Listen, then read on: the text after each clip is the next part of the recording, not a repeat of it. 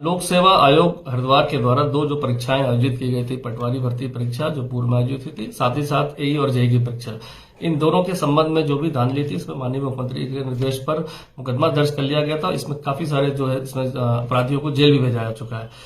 अब प्राय देखने में आ रहा है कि कल जो प्रस्तावित पटवारी परीक्षा है उसको लेकर विभिन्न सोशल मीडिया प्लेटफॉर्म में कुछ लोगों द्वारा बिना फैक्ट्स के अफवाहें फैलाई जा रही, परीक्षा को लीक को लेकर या संदिग्धता को लेकर। मैं यह स्पष्ट करना चाहता हूं कि यहाँ एसआईटी द्वारा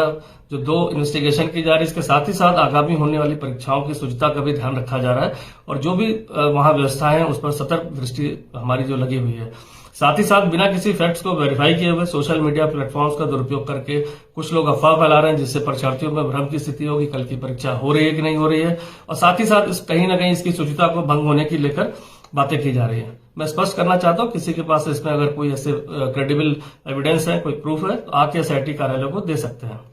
साथ ही साथ अगर वह नहीं आ सकते हैं तो एक व्हाट्सएप कर सकते हैं, जो मेरा सरकारी नंबर है 9411112987। किसी के पास कोई भी तथ्य है तो उसको पोस्ट कर सकते हैं, जिससे उसको वेरीफाई किया जा सके।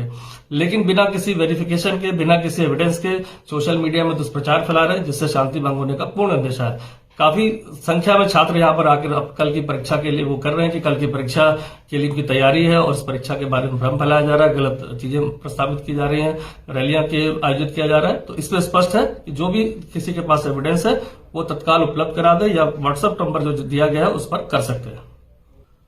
मैं पुनः अपने जो है अभ्यर्थियों से, जो छात्र जो परीक्षा दे रहे हैं या प्रस्तावित परीक्षाएं जो अपेयर होने वाले हैं, उनसे अनुरोध भी करूंगा, आग्रह भी करूंगा कि इस तरह के भ्रम के जो मैसेजेस फैलाए जा रहे हैं उस पर ध्यान न दें, क्योंकि आयोग की तरफ से स्पष्ट रूप से कल की परीक्षा के लिए कैलेंडर जारी किया गया है। साथ ही साथ पुलिस और मजिस्ट्रेट की पूरी व्यवस्था भी है सेंटर्स के बाहर, और कोई भी सूचना हमें मिल रही तो उसको हम वेरीफाई भी कर रहे हैं, लेकिन अभी तक ऐसी कोई सत्यता के प्रमाण किसी के द्वारा उपलब्ध नहीं कराए गए। अगर शांति भंग इस तरह से करने के प्रयास किए जाएंगे तो उन पर भी कड़ी से कड़ी कार्रवाई की जाएगी।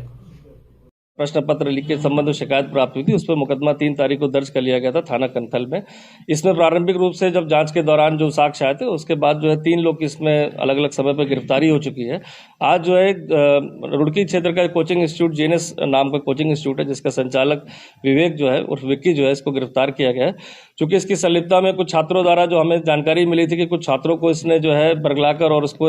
पैसे लेकर करीब 20 लाख रुपए शुरुआती स्टेज पर खुद से लिए थे, और जिसमें प्रश्न पत्र देने के नाम पर इनको उदलहेड़ी और सहारनपुर रोड पर जो है एक मकान में जो है और अन्य छात्रों को भी ले जाया गया था, जिसमें इसकी प्रमुख भूमिका थी। पूछताछ में ये भी पता चला छात्रों से कि इन परीक्षाओं के निरस्त होने के बाद भी कोचिंग संचालक द्वारा कुछ संगठनों को इसमें फंडिंग की जा रही थी, परीक्षा कैंसिल और उसको लेकर आंदोलन के लिए किया जा रहा था, जिनमें छात्रों के भी हमारे द्वारा ऐसे बयान जो माननीय न्यायालय में भी कराए जा रहे हैं। साथ ही साथ अभियुक्त से भी पूछताछ में काफी अहम जानकारी मिली है। इसके द्वारा जो अभी 2 लाख रुपए से नकद इसके बरामद हुए, कुछ चेक्स भी बरामद हुए छात्रों के, जो गारंटी के तौर पर इसके कब्जे में रखे हुए थे छुपाकर। साथ ही साथ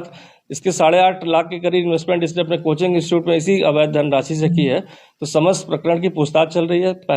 पहली चीज ये कि कितने छात्रों को इसने अपने कोचिंग इंस्टीट्यूट से इसमें प्रश्न पत्रों को सॉल्व कराया। साथ ही साथ इसके चैनल में जो हमारा मुख्य अभियुक्त था राजपाल, इसके थ्रू कैसे जुड़े, इसकी संबंध में पूछताछ की जा रही है।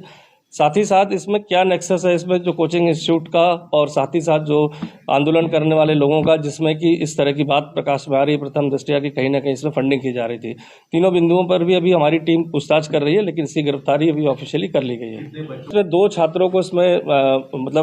बयान ले लिए हैं, जिसके बाद इसकी पुष्टि हो गई थी, लेकिन अन्य छात्रों का भी है। चूंकि जो अभी नया एक सेंटर का पता चला जहां पर परीक्षा कराई गई थी, वहां करीब 15 से 18 बच्चों की भी पुष्टि हो पाई है कि प्राथमिक रूप से कि वहां पर इतने बच्चे वहां पर थे। अलग छात्रों से अलग अलग रकम ली जाती, जिसका जैसी डील हो जाती है, और बाकी कुछ के सर्टिफिकेट रख लिए जाते हैं, कुछ से चेक ले लिए जाते हैं, और जो परीक्षा के जब पूरी परीक्षा प्रक्रिया पूर्ण हो जाती है तो पेमेंट होता है। चूंकि ऐसे परीक्षा में होने के बाद अभी भर्तियां ये रोक दिया गया था, इंटरव्यू वगैरह रोक दिया गया था, तो काफी सारे लोग के पेमेंट्स अभी नहीं आए थे। इस गैंग में और भी लोग इसके साथ जुड़े होने की संभावना है। चूंकि अभी सारी चीजें कड़ियां भी गिरफ्तारी की गई है, पूछताछ चल रही है, तो मुझे लगता है आने वाले समय में और बाकी चीजें भी इसमें खुलकर सामने आ पाएंगी। मास्टरमाइंड जैसे बताया गया था कि अनुभाग अधिकारी के माध्यम से ये जो प्रश्न पत्र का एक क्वेश्चंस के सेट आए थे उस सेट के माध्यम से ही ये जो है इनको विभिन्न स्थानों पर पढ़ाया गया था। तो पूर्व में जो गिरफ्तारी हुई थी और इसमें जो पटवारी परीक्षा में भी गिरफ्तारी हुई है संजीव चतुर्वेदी की, कहीं ना कहीं सारे लोग इसमें जुड़े हुए थे लगातार, और राजपाल इसका मुख्य